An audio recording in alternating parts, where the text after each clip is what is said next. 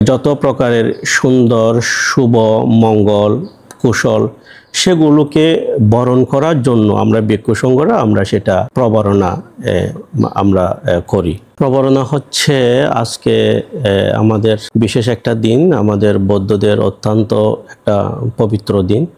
আমাদের মধ্যে যে গুরুত্বপূর্ণ যে পূর্ণিমাগুলি হয় তার মধ্যে আজকে আমাদের একটা গুরুত্বপূর্ণ ও পবিত্র দিন এবং এটাকে আমরা নাম দিয়েছি প্রবারণা।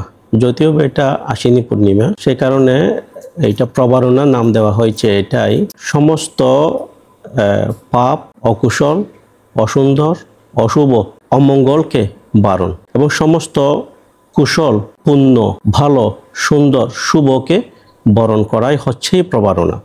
এটা আমরা ব্যাখ্যা করতে পারি।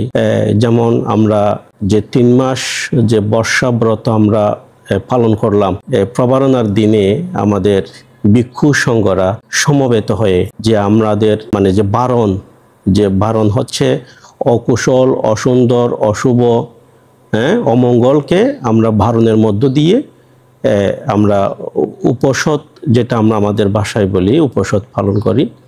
এখানে আমরা দোষগুলো স্বীকার করি এবং যত প্রকারের সুন্দর শুভ মঙ্গল কুশল সেগুলোকে বরণ করার জন্য আমরা ভিক্ষু সংঘরা আমরা সেটা প্রবরণা আমরা করি।